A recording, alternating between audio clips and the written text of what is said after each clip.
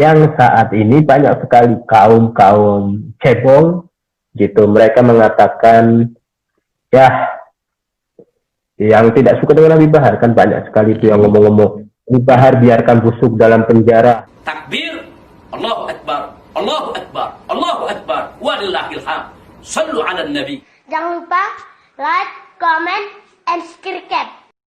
Ya Habibana, Ya Habibana, Habib Rizik Syihab,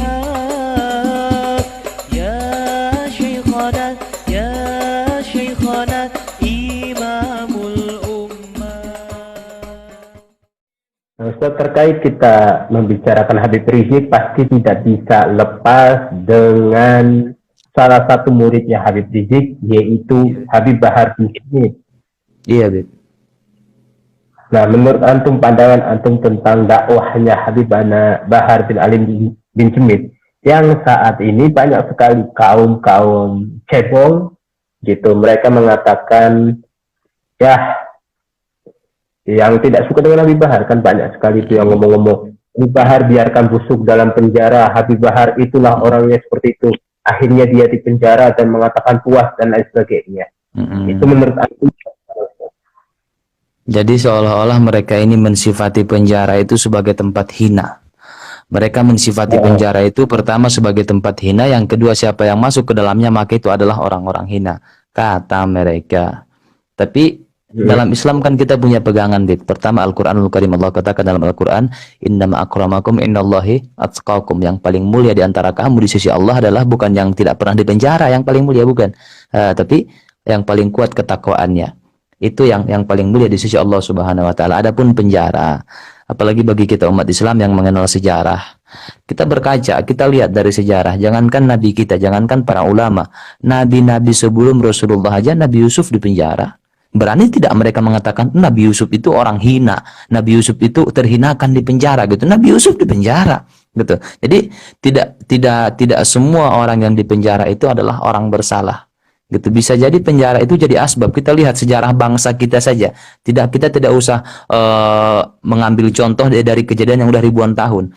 Di negara kita saja, dulu ada seorang fenomenal, seorang ulama juga tokoh nasionalis. Beliau adalah Buya Hamka. Ya, beliau adalah Buya Hamka. Hamka, H-A-M-K-A, itu singkatan sebenarnya, Bib. Beliau itu Haji Abdul Malik Karim Amrullah, itu nama beliau, Haji Abdul Malik Karim Amrullah, disingkat Hamka. Siapa orang Indonesia yang nggak kenal dengan Buya Hamka? Luar biasa. Beliau 2 tahun 4 bulan di penjara. Beliau 2 tahun 4 bulan. Jadi penjara itu sudah merupakan sarapan para ulama, para pejuang-pejuang. Ulama-ulama kita dulu banyak yang dipenjara. Karena apa? Karena mereka dengan lantang menyuarakan kebenaran, menentang pemerintah yang zalim.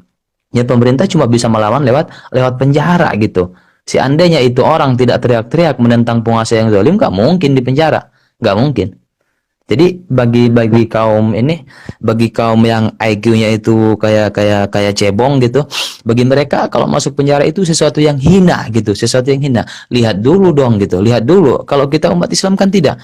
Masalahnya apa dulu? Contoh, ini orang masuk penjara, orang tuanya malu jadinya. Emang anaknya kenapa masuk penjara? Biasa narkoba, ya wajar. Terus tiba-tiba itu ada laskar FPI atau ada anak majelis, anak-anak rutinannya habaib masuk penjara. Emang kenapa? Dia bela Quran, dia bela Nabi, dia bela ulama, dia lawan pemerintah zalim, masuk penjara. Kita malah senang, malah bahagia gitu. Nah, yang repot itu kan yang nyinyir, Bib. Udah nggak ngelakuin apa-apa, cuma bisa nyinyir di medsos. Mereka itu bahagia banget, Tahu-tahu kehidupan pribadinya utang sana sini, bayar listrik nggak sanggup, tapi pura-pura bahagia gitu. Nah, itu yang ribet.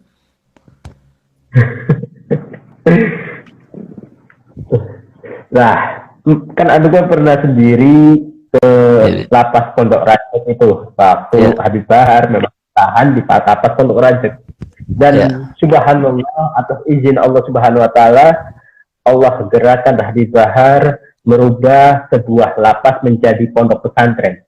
Menurut antum bagaimana? Nah, di sini kelihatan paniknya mereka. Mereka ingin membungkam dakwah seorang Habib Bahar. Mereka buat pasal-pasal karet supaya beliau dijebloskan ke dalam penjara. Setelah beliau dijebloskan ke dalam penjara, ya beliau kan dapat tawaran itu. supaya bebas, kamu bisa bebas asalkan ini, asalkan itu, asalkan ini, asalkan itu. Ya namanya seorang Habib Bahar nggak bakal mau menjilat kepada orang yang zalim gitu. Akhirnya beliau dakwah di penjara.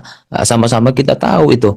Habibana sendiri cerita waktu itu, waktu ana busuk itu bulan 12 tahun 2019 itu beliau bilang di sini ada 1.600 narapidana katanya. Yang 1.600 itu 100 orang non muslim, bukan Islam. Yang 1.500-nya itu Islam. Yang 1.500 tersebut itu 1.000 orang udah ada yang hafal 70 hadis, 80 hadis. Yang 500 orangnya hafal 40-50 hadis. Kalau saya suruh mereka rusuh, nih penjara bakal hancur katanya. Mereka lebih takut sama saya daripada sama aparat di sini, kata beliau. Berarti maknanya apa? Yang 1.500 orang tersebut kita tidak tahu latar belakangnya gimana, dari suku apa. Yang jelas mereka semua menurut hukum Indonesia bersalah, dijebloskan ke dalam penjara, tapi di situ mereka bertaubat kepada Allah, dibimbing oleh seorang guru mulia Habib Bahar bin Ali bin Smith, sampai masing-masing mereka itu jadi juru bicara, jadi dakwah nanti yang akan melanjutkan perjuangan setelah mereka keluar dari penjara. Nah di sini mereka kelihatan paniknya, Bib, gitu. Kelihatan paniknya. Akhirnya kan dibuat pasal karet segala macam, sehingga beliau dibuang ke Nusa Kambangan. Supaya apa? Ya supaya nggak bisa dakwah di sana, gitu. Untuk menghadapi seorang Habib Bahar aja itu satu istana geger, gitu. Satu istana geger untuk menghadapi seorang Habib Bahar aja. Menghadapi satu orang ya. Iya, itu kan di malam penangkapannya kita tahu datang itu berapa puluh mobil yang datang, kayak menangkap teroris gitu. Nah, sengaja dibesar-besarkan supaya apa? Supaya orang kan, wah ini Habib Bahar kasusnya, Habib Bahar teroris nih, yang datang ini gitu kan. Nah, beliau kan santai aja. Kita lihat video yang beredar, beliau santai, nggak kabur tanggung jawab. Karena kan beliau bilang, saya baru tadi sore bebas dari penjara, saya ikhlas, saya ridho kalau besok pagi harus masuk penjara lagi demi rakyat Indonesia, kata beliau. Beliau pegang omongannya, beliau pegang. Jadi beliau itu berani berbuat, berani tanggung jawab apapun resikonya. Yang biadab itu adalah yang berani ngomong tapi nggak ada pembuktian. Oh saya nggak apa-apa di demo, nanti kalau saya jadi presiden nggak apa-apa di demo, saya kangen di demo, nanti yang demo bakal saya kumpulin, undang masuk ke istana, makan-makan sama saya. Tapi apa, tai kucing, Bib. Giliran di demo kabur. Iya, giliran di demo aksi 411, 411, 3 juta lebih umat Islam di depan istana presiden menuntut keadilan dari presiden untuk menangkap si penista agama. Malah dia kabur, alasannya macam-macam, peresmian ini, peresmian itu, katanya tadi kangen di demo gitu kan. Kangen di demo. Jadi itu omongannya nggak bisa dipegang itu orang. Kita kan konsekuensinya gini. Hewan, binatang yang dipegang itu talinya. Gitu, yang dipegang itu talinya. Manusia yang dipegang itu ucapannya. Kalau ada manusia yang nggak bisa dipegang ucapannya, ikat dia pakai tali. Oke, Ustaz, ini pembahasan dari Habib Rizik dan Habib Bahar cukup sudah sampai sini dulu. Subhanallah, ya, banyak sekali hikmah-hikmah yang kita petik dari ucapan-ucapan antum, dari hikmah perkataan antum, dari nasihat antum. Subhanallah.